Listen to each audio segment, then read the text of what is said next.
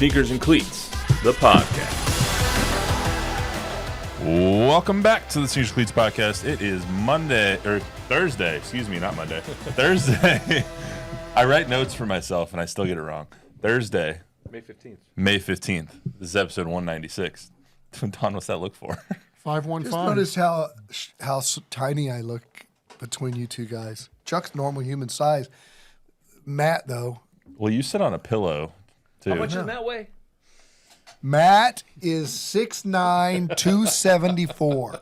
Matt is working on getting down to 240. He's burned 1,200 calories today. Nice, Congratulations, Matthew. Matt. I burned 2,000 calories just yesterday. So we're on our way. How many you bring in, though? 2,300? That's not bad. No. So I was 1,700 below what I was like a normal person my weight would be. So anyway, working on getting there. I don't think you could live on my diet right now. Your diet is for 1,200. yeah. Your diet is for squirrels and rabbits. Not even squirrels. I think squirrels would have to go looking for. You saw the salad I had. I did. I saw your kale salad. Kale. God. Who eats kale? Like It's like a punishment. if you want a roughage, just eat some broccoli or something. Punishment. Yeah, honestly. Anyway, we have a lot going on. Let's make this shorter than going off on a tangent right away. Subscribe to the YouTube channel, both News 4 Fox SA. Download, rate, review the podcast version wherever you get your podcast, Spotify, Apple Music, or Apple Podcasts, wherever that is. NBA draft lottery today, NFL schedule release today. Two of the biggest or high-profile off-season events in each sport, the NBA and the NFL, happening this week. In the NBA draft lottery, once again, the luckiest team in the NBA sees the ping pong balls fall their way one more time. The Spurs get the number 2 pick in the NBA draft.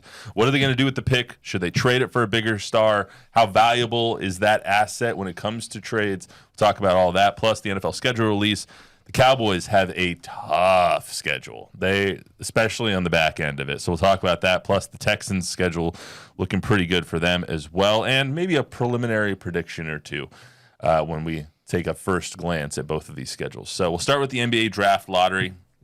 As I said, I'm not sure what the owners of the San Antonio Spurs have done in a past life to get as lucky as they do every single year in the NBA draft lottery, but they get the number 2 in the 14 picks. They had a 6.3% chance to jump up from 8 to 2, and they ended up with the number 2 pick. 14 didn't move at all. They ended up with 14 as well. So they're the only team with 2 lottery picks in this upcoming draft.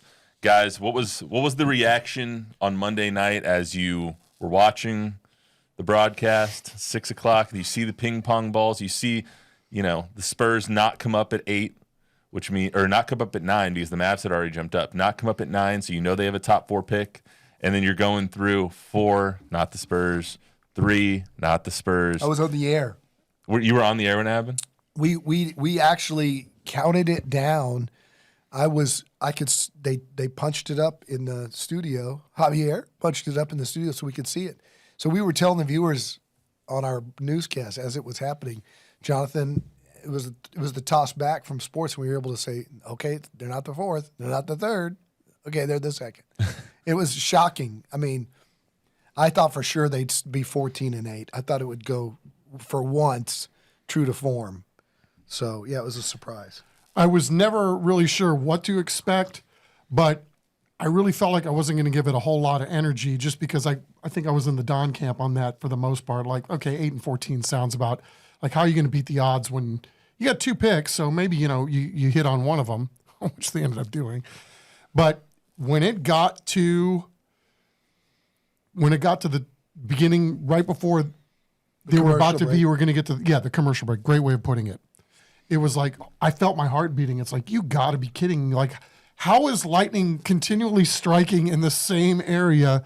This would be now 4 times. And then once they got the commercial break, now you're pondering, this still isn't going to happen. But when the first 2 go off the board, it's like, you have got to be kidding me. I was shocked that they ended up with number 2 at that point, especially given Dallas was the only team left at that point. But I honestly, I couldn't believe my heart was beating on a Monday night watching ping pong balls. And that's what ended up happening. I got some information for you that'll blow your mind. You ready for this? Yeah. Their odds were way up when it was for them in Dallas. Get this. My brother-in-law's in the room. He was representing the Sacramento Kings. Alvin Gentry. Alvin Gentry. He was representing the Sacramento Kings in the drawing room. Right, Where Brian Wright was. Yeah. So in case you don't know, this is how it goes down. They all go, here we go. They pick 6 balls. And that is 4 balls. Or whatever it is. Is it 4? 4 balls. Okay. They pick 4 balls. And whoever has that combination of balls, the balls are 1, 8, 12, and 34. Whoever has that combination is the winner. There's 1,001 combinations of the numbers. Yeah. And they have 4 balls numbered 1 to 14. Right. And they pick 4 balls. Whoever, has that code combination wins. Gets so you have, if and they only do the top 4 picks. Right. They pick the first and then go to 4. You have a combination, so it's just like buying a lottery ticket. Like the Mavericks, because they only had a 1.8% chance, only had a couple of combinations. 18. God, you know all the numbers. And the Spurs had? 63. Okay. 68. No, 60 combinations. 60 combinations. Well, as Alvin tells it, because he's there in the room as it's drawing, they pick the first 3 balls, and it leaves 1 ball left, and that's popping in the machine, right? And Alvin's looking at his combinations. And there's 20 seconds in between each ball. Yeah. And he said, if it's 7, the Mavericks win, and that's what the ball was. If it's 9, his Kings are going to win. If it was 5, the Wizards were going to win. But if it was 3, 11, or 14, the Spurs were going to win. They had a 20% chance at that point, more than the other 3 teams. They had a 3 and 14% or 3 and 14 chance after the first 3 balls. On the last ball, they had a 3 and 14 chance. Yeah. And the Mavericks only had 1, and so did Dallas and who? I mean, no, it's crazy. I mean, the way that it all went out. They almost won. Yeah. Well, what I was going to say is They should have won. I was sitting. I was sitting at there. that point. I was sitting there in my living room watching it, and by the time they got to 2, I was like, holy bleep! Like this is really going to happen again. Once you've seen them win the lottery so many times now, 3 times they've gotten the first pick in the draft. Once it got to 2, I was like, of course they're going to get it. Like, no way the Mavs get this, right? No way the Mavs get number 1 after Nico sells off Luka for spare parts and, you have all these weird things happen. There's no way the Mavs are going to get it. The Spurs are the luckiest team in the draft lottery, as evidenced by the 9 times they've been in the lottery. They've improved each time they've been in it. It's unbelievable how the Spurs keep doing this. Let's hear from Brian Wright and Mitch Johnson real quick. This is what they said immediately after the draft lottery aired. Shock, excitement, you feel all the emotions. But an incredible night. Super excited to get to work and see what the future holds. You want the highest level talent you can and the highest character, and we think that there's good players in this draft that help us accomplish that. Though we're excited to go forward. Great night for the organization, for the city, for the team. We were excited about having 2 lottery picks in this draft. It's a deep draft. There's a lot of good players, a lot of dynamic, versatile, different type of players. And so I think our group is always going to do the due diligence and look at just 2 good young pieces to add to the group. And now obviously at 2, you get a little bit more pick the litter, and we'll be excited to get going on this. First time I've ever seen NAB on a lower third. I was going to comment on the lower third for Mitch Johnson. It still looks weird not saying interim or acting head coach Mitch Johnson. NAB. You don't see NAB. I like using words that people don't usually use. I like that. It looks like you had very little characters or very few characters to work with, and you had to use the word nab in order to conserve space. What word did you guys want me to use? You know what? You come up with the supers. Grab. That's 1 too many. Earn. That's too many characters. Fortuitously. Fortuitously is way too many characters. All right, so Land. Shh, too many characters. So let's look at where we are now. So 1.8% chance the Mavs got the number 1 pick. They ended up with it. Spurs had a 6.3% chance. They ended up with the number 2 pick. The Sixers had a 10% chance. They ended up with 3. And who got 4? Forgot who got 4. Anyway, doesn't matter. Utah got hosed. Utah got jobbed, but that's just how the lottery works. Also, for anyone who's saying it's rigged, like it's impossible. No. It's literally impossible to. Not impossible. Almost impossible. Almost impossible. It is like 1%, less than 1%, 0.1% chance that this thing can be rigged. Chuck and I figured out how it could be rigged the other day. Okay, we're not going to go into that. You're going to give a lot of conspiracy theorists out there some fodder. But Anyway, it's not rigged. all right, it's not. It's not rigged. I'm with both of you on that one. I don't see it. You don't rig impossible. these things for small market teams. Well, also you have to anyway. It's There's impossible. so many safeguards in there for this to be rigged. Like it's not. So anyway, you look at how the draft is going to go now. Cooper Flagg's going to be off the board in all likelihood unless something miraculous happens. he is. And he's not. Like the Mavericks have already said he's the number 1 pick. Stop it. Stop. All the people on Twitter, stop it. He's going to go back to Duke because he doesn't want to play to Dallas. Stop it. He looked unhappy. Stop it. Stop it. He's going to the Mavericks, and he's going to be very happy. And he's going to be very good. Yes. And that's going to be a really good team. Very good. That's going to be a hell of a squad. That was my assuming takeaway. Kyrie resigns when he's healthy. Assuming Kyrie is healthy and assuming AD is healthy, which both are really big assumptions. How do you know he's going to be happy? Because he's going to a great city with a great franchise, and they're good already. They're very And he's good. going to be playing with Derek Lively, who was at Duke, who's very good. Gafford's very good. They got a good team. So the Spurs are going to, like Mitch said, have the pick of the litter at 2. Let's assume right now, let's take it by scenario. So this scenario is assuming that the Spurs do not trade the pick. So we're going to talk about trades here in a second. Assuming they do not trade the pick, Don, who do they pick it to? Dylan Harper. It's not even close. It's already done. Why? He's by far the second best player. And there was a point last year where he was coming out of high school as a junior. He was the number 1 player. He was ranked ahead of Flagg, although Flagg was a year behind him in those City of Palms Classics and some of those showcases. Flagg passed him up and probably deservingly so after his summer at Camp USA. But this kid's been on the radar since he was 15. He's been USA basketball 17 and under. If you watch his tape, he's really, really good. He's really good. There's other players that people are referring to. Ace Bailey, I think it's Aresius, something like that. His name Arias. isn't actually. Thank you. His name actually isn't Ace, but they call him Ace. Ace Bailey is the other kid from Rutgers. He's more of a 6'7", lengthy, rangy wing. And then VJ Edgecombe, also a shooting guard, point guard combo. That's the Baylor kid. So Ace Bailey's the other one that people are like, maybe they'll take a wing. Maybe they'll take him. Why is it Dylan over Ace? I think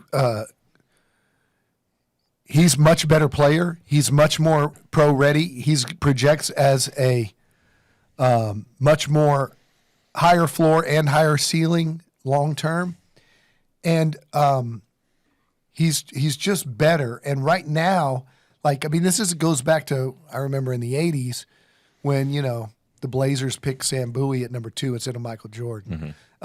Because they already had a guard. You don't pick. Yeah, they have Castle. They have Fox. They don't need a 6'6" big point guard. But in today's NBA, you pick talent, not position. You play them all together. I mean, when the Spurs were at their height, Manu came off the bench. They still had Tony, and they played other guards next to him. You can't have an abundance of great players. And so you take the best player, you're up, and move. As we've been talking about, you can move Keldon, you can move Jeremy, you can move Dylan. But you Devin. Devin. But you're not going to move De'Aaron or Steph, and those are the two. That's correct. Those are the two that are going to get in Dylan Harper's way. In theory, I'm just playing devil's advocate. In theory, here. you could play them at 1, 2, and 3 and play them together. What about Devin Vassell? You move him. Okay, so you do. He's better. He's better today than Devin Vassell. Oh, hot take. Yeah, You think Harper's Dylan Harper is better right this second than Devin Vassell is? 100. Wow. Hot take. 100. Hot take. So is Steph Castle. Well, he's also in the NBA for a reason. Yeah. But for 6 months, I take him. So I think they take him. Chuck, going to the trade scenario now. Mm-hmm. Should the Spurs trade the second overall pick for a more established player, a Giannis, a Lauri Markkanen? You said or- me hot take. Wait till you hear this.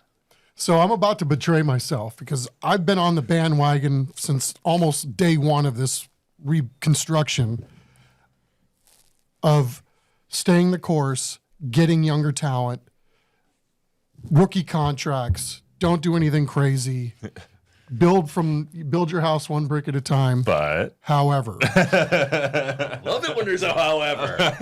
the epiphany hit me on Monday as I was getting ready for work. It's like, I can't believe I got to watch another lottery and be excited about a what if or a maybe, or this guy's the greatest thing since sliced bread. And this is a championship caliber roster as assembled and blah, blah, blah. I mean, just so with that in mind, and the fact that, yes, I can say that the window, and I've said it here before, doesn't fit with Giannis. And I probably said that within the last couple of weeks.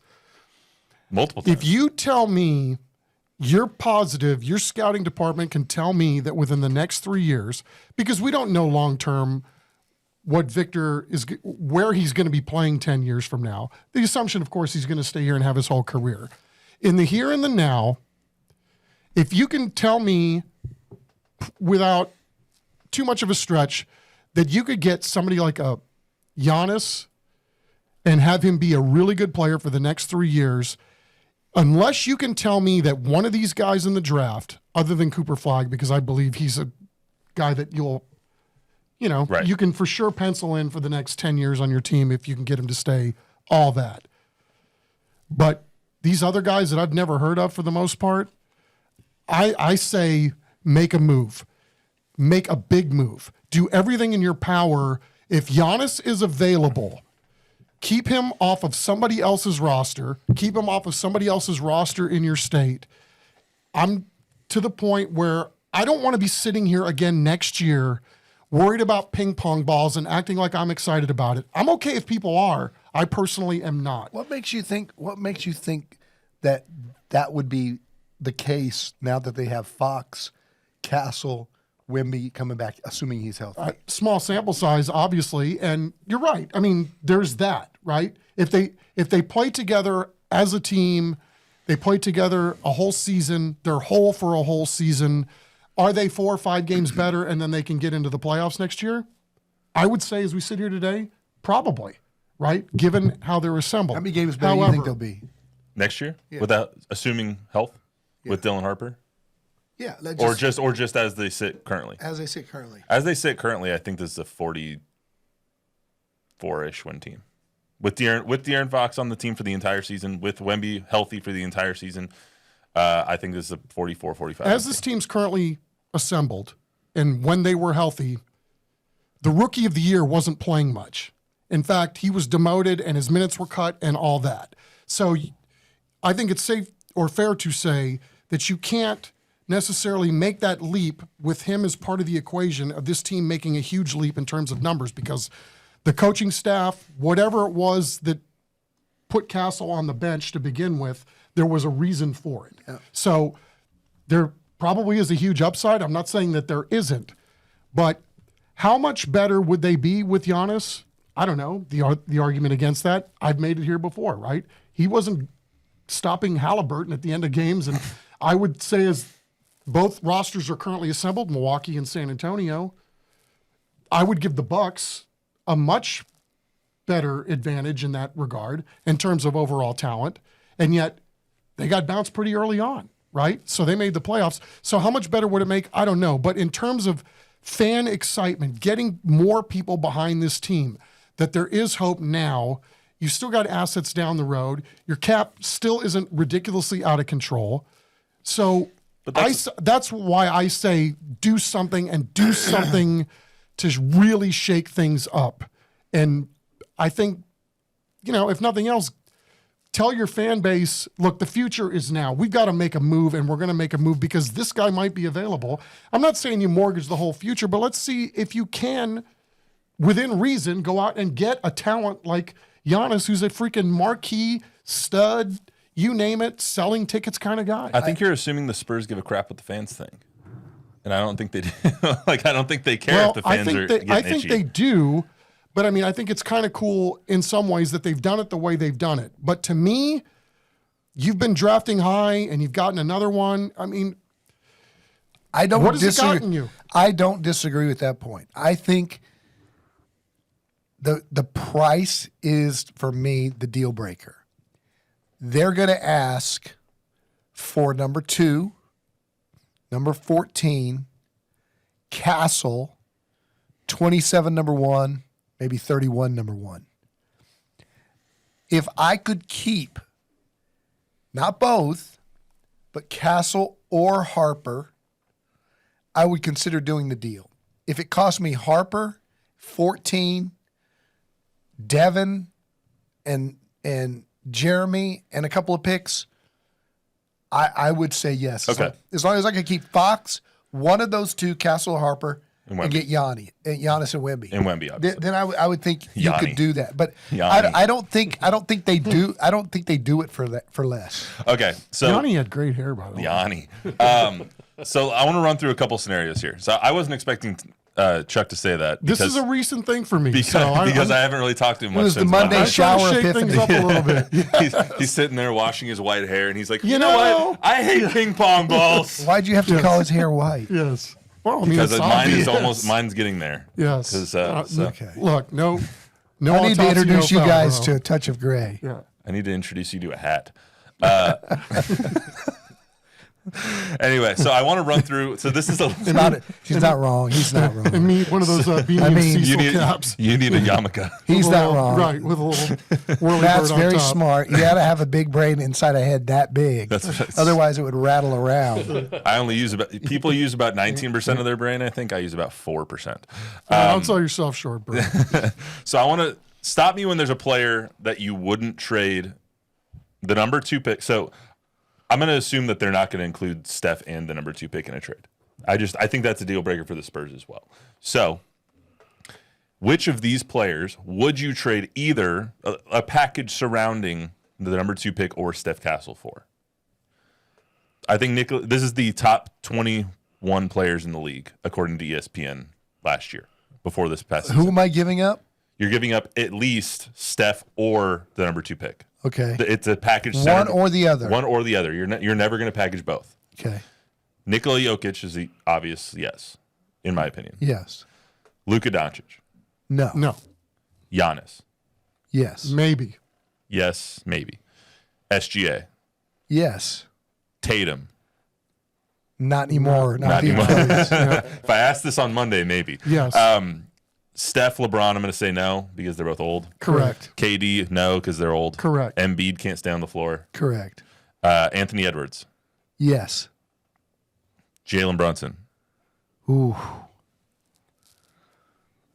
Yeah. I think I would. Yeah. Okay. Anthony Davis, I'm going to say no. No. No for Anthony Davis.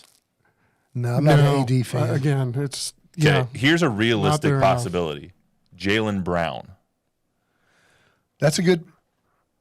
Because there's rumors they might blow it up this offseason. They might have to now They might with have to. their big With- guy down. Although they played pretty damn well without him the other It's true. night. It's true. They still got to win 2 more to even make. I the would conference probably give finals. up one of those guys, but not both. Yep. I mean, and this is not even talking about. So if they do make a trade for a guy like that, right? You could still go out in free agency and go get another guy. You Like could. there's a chance Their cap is really you could, good. Right. You could get a Nas Reed or name the guy, right? Whoever they wanted to go get to add to the group. I mean, I think the options are endless, and I think that's the beauty of winning, wink, wink, another lottery. I mean, although they didn't win it, they got number 2. There's high value with that pick. The question is the guy that you would be taking at number 2 as good as one of these established guys that already has a resume in the NBA? And obviously we don't know. You're not going to know with a kid that's 18, 19 years old or whatever the case may be. But I feel like you could flip this pretty damn quickly And I think and get people excited along the way. that's exactly why they will stay right where they're at. They will take this kid. Look, Castle surprised the heck out of them. They'd love to take credit and say they saw it all along, but he surprised them. I think they'll take the young kid and they'll see if this team goes from 32 wins to 45 or 50 or 37. And you look at the Oklahoma City model. They were 20, 22, then like 44, something like that. And then all of a sudden, boom, 54 and 60. So are they ready to do that now? Are they ready to go from where they were at 32 to 47 or 50 next year? As is. Maybe. I think they'll give it that shot with this team. And then if not, then you can move Castle, who everybody loves. You can move Harper, who everybody loves. You could. Oh yeah. You have a lot. So, but what you're now, saying? I'm not saying they don't move Devin this summer. I don't think Devin's on the opening day roster next year.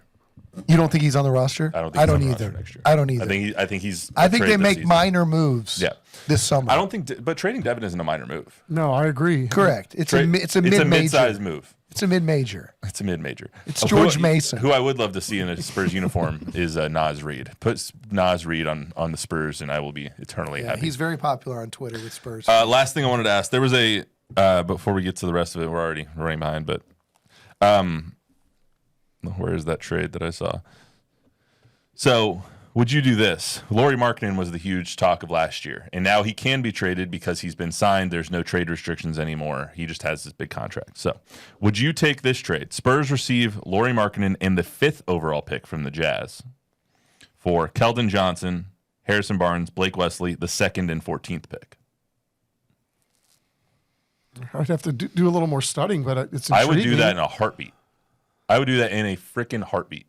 Because you give me the 5th pick, who can still get a really good player. Knipple, exactly. That's who I had in mind as well. Or Malawak, if you really want to go that way. And then you get Lauri Markkanen, who's the stretch 4 that can take some pressure off of Wemby. And in turn, you're giving up KJ, who is the emotional leader, but we all love him. Harrison Barnes, who's old. 2 and 14, who is going to end up being a great player and a decent player. I mean, that sounds intriguing to me. That seems like a lot for Lauri Markkanen. Lauri Markkanen is a top 30 player in the NBA. Yeah.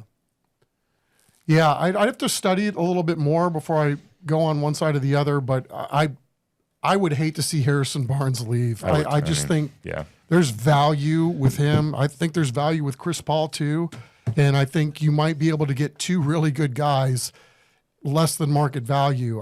And plus they produced this year. I mean, what they did, those 2 guys at their age, I mean, I think they've earned the right to come back here. I hope the Spurs think the same way. What about 14, a number 1 down the road, not number 2, Devin and Keldon or Jeremy. Devin and Jeremy, 14 and a 27 number 1 for Markkanen. They won't give it up without 2 being in there, I don't think. Bob, anything before we move on to the Cowboys? Well, Safe Space Invader says Lauri's been injured every year of his career. I repeat, every year. Hard no. And Mike Guerrero's in the house. Hi, Mike. Shout out Tom Guerrero. Tom Guerrero. Yeah, Tom. There you go. We also got a hello from Argentina. We have somebody from Argentina. Argentina? Yeah, I got to go back and see what it was. But they speak Spanish in Argentina. That's what I understand. What part of Argentina? I don't know. Well, he can answer my question. Where are you from? Bahia Blanca. We'll put it up there. Wait a second. Anyway. See if he answers.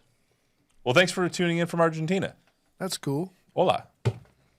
That's almost all I've got. All right, let's move on to the Cowboys here. The Cowboys and Texans schedule was released yesterday. Can you pop up the Cowboys schedule for me here, Javi? Thank you. Pretty tough. Open the season against the Eagles. Then you're home to the Giants, at the Bears.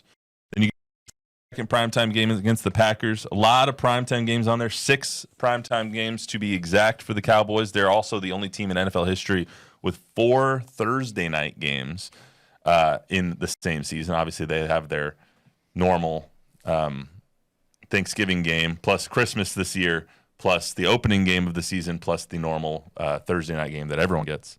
And then this little caveat. From weeks 12 to 17, the Cowboys play the Eagles, Chiefs, Lions, Vikings, Chargers, and Commanders, all teams that won at least 11 games last season.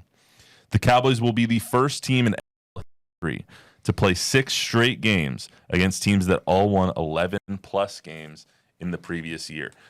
Stephen Jones was asked about that yesterday, today, and this is what Stephen Jones had to say about the difficulty of the late run. Certainly, we've got some challenges early going on the road, quite a bit. I think 5 of our first 8 are on the road, but like you said, we've got a spicy schedule at the end. When you say, hey, what you compare to last year's playoff teams, we have a big run there, playing a lot of playoff teams. So we look forward to that, and Shotty's fired up about the schedule, and we're ready to go. Man, spicy schedule is right. This schedule is a murderer's row, especially late in the year. Okay, yeah, for me, this looks a lot like the Spurs schedule last year in that I think we're going to find out a lot about this team early. Like if you don't make hay early, you're setting yourself up for disaster towards the end of the year because of how many games there are against tough opponents, for the Spurs in their case, how many road games that you have in the back end of the season. So they better make hay early and they better stay healthy. I think it's a given for all these teams, especially teams in the NFC East, where I believe it's the Giants have the toughest schedule, the Eagles have the 4th hardest schedule, and the Cowboys have the 5th hardest schedule. Your team is going to look different at the end of the year than it is at the beginning, but how early can these teams get their young guys to become key contributors is going to really factor into some of this. I mean, look around the league, though. There's not many cupcakes anymore anywhere. Everybody's going to have a tough schedule, but it is really surprising that the Cowboys are going to have to end the season on that kind of a run, and having to play 9 playoff teams from the year before is just amazing. At least you end against the Giants. That's a Dak win right there against the Giants. Well, I mean, you could make that argument too. They got the Eagles twice. Right. Dak's 9-4 against them, but easier said than done. I can tell you guys exactly what's going to happen. Okay. 31 years now, David Chancellor and I. 31 years, David Chancellor and I grabbed the schedule, and today we did it this morning over a quarter moon. And Why are you taking mine? I literally gave you a copy. And we go, that's a win, that's a loss, that's a win. So we came up with 8-9 and 9-8. I think the Cowboys win 10 games. I'm going to err on the side of 8 wins right now because of the schedule, if nothing else, and how it shapes up at the end. Okay. And the fact that other teams will be similarly going all in and mass physicality to try to make and punch their ticket to the postseason. What I also wanted to say when it comes to the Cowboys schedule is I think right when the schedule came out, there was a high demand for some tickets. Tickets weren't really available widely until today. Season ticket holders could put theirs up on secondary sites already. So there was a high demand for 3 games. The opener, Cowboys, Eagles. The Thanksgiving game, Cowboys and Chiefs, right? And then the Christmas game, the Cowboys again. They had the 3 top out of the top 5 were all Cowboys games. It tells you exactly what who this America's team is. Who America's team still is. I mean, yes, it's the Chiefs too. The Chiefs are suddenly encroaching on that title. Man, they're the Yankees. They are. Yeah. Do want to go through this real quick. The Cowboys schedule. Javi, if you want to pop it up one more time for me, the Cowboys schedule instead of the Texans one. We'll get to that right now. I can see a path to 10 or 11 wins on this schedule. Okay. At Philadelphia historically starts That's slow. A loss. I think that's a win at Philadelphia. It's a loss. Home to the Giants is a win. That's a win. At the Bears, I don't know which one they'll lose. Is at the Bears or home to the Packers? They'll lose one of those two. So I'm gonna call it 3-1.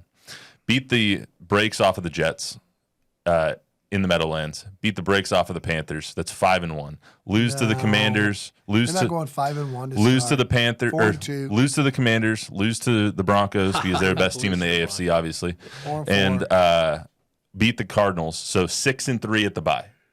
5-4. Beat the Raiders, 7-3. Lose to the Eagles at home, 7-4. Lose to the Chiefs on Thanksgiving, 7-5. Beat Detroit in Detroit. No. 8-5. What are you smoking? How? Beat Minnesota They beat Detroit in Detroit. Beat Minnesota at home, 9-5.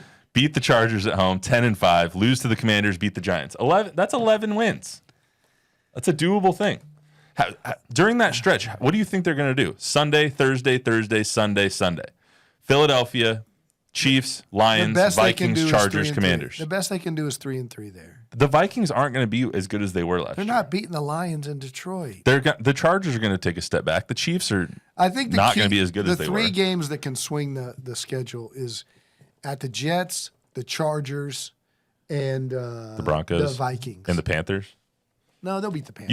You have some must wins on there though. You have the Jets as a must win. The Panthers are a must win. I think the Chargers are a must win. And then both Giants games. The Jets can beat them. The Chargers can beat them. Probably won't, but those are games that they got to win. Well, the Broncos are definitely going to beat them. That's for sure. They avoid the snow though. They get all that early in October. After the game against the Broncos in Denver, they don't play an outdoors game until the Meadowlands against the Giants in the last week of the season. It's all indoors. Yeah. So, if Dak's healthy, I can see 11 wins on that schedule. It's a tough freaking schedule though. Let's go to the Texans real quick. What? They won 7. They won 7 games last year. Who told you they're going to win 7 games? He's right one time in his life, and he keeps on telling us. So the Texans schedule moderately easier, I would say. They play the Monday night game early against Tampa Bay. They open up at the Rams. Chuck, looking at the Texans schedule, what did you think of that one? I really haven't had a chance to deep dive on the Texans. I was just grateful that there's going to be more Texans games on Fox SA this year than I can ever remember. I mean, there are going to be 4 of them at least. And so I think that's pretty cool. I just think the Texans are in a much better position, obviously, than the Cowboys are, right? There's less variable or fewer variables that, going into the season, at least off the top of my head. Like if you're a fan of both teams, you want to see both teams do well. I think most people within reason would say they're less worried about the Texans having a fantastic year than the Cowboys at this point. All I know is that November 2nd, when the Broncos visit the Texans, I'm going to need that day off. Might make a day trip down there to Houston it's to see on the Fox, Broncos play. yeah. We do a little post-game report. Hey, right there you after go. the See, game. there you go. See. I think the Texans are going to be good. I think the Texans have the easiest division in the freaking league besides the And their NFC defense South. is so good, and they've they've helped their needs. They blew up. They were so proactive this offseason with their offensive line and their receivers. I really like what they did. The AFC in general is so deep. Like the AFC is probably 11 teams deep. It's like the West in the NBA. Like it's so deep. And the concern, I think, for Texans fans is, the offensive line. I mean, you got new coaching staff, new OC, a lot of new parts up front. I mean, it might take them a while to start humming, but I think if they find their stride, and they brought in some pretty professional guys, we'll see what ends up happening. But, yeah, I would feel much more comfortable as a Texans fan going into this season with that schedule as opposed to where the Cowboys were last year, their schedule, and what might look like in 2025. 2 quick things. I love that the creativity of all the creative departments now for all the NFL teams are coming up with these schedule release videos because they're hilarious. So many of them. Also, the Chargers schedule release team does a great job, as they typically do. But I love that this has become a thing where everyone comes up with this idea and does all these cool little videos. It's awesome. And the second thing I think we can all agree on is that we're really, really happy that the Browns don't have a primetime game this year. They earned it. You say that the Cowboys did too with a 7-win season or coming off of it, and yet here they are second behind the Chiefs in terms of number of primetime games. Who was it? The Browns, the Titans, and Jags?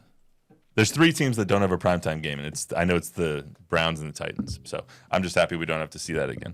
Anyway, that's all we got for you today on the Sneakers and Cleats podcast. Remember to download, rate, review, subscribe, give us a 5-star rating, tell a friend, tell an enemy. We will be back on Monday. See you then.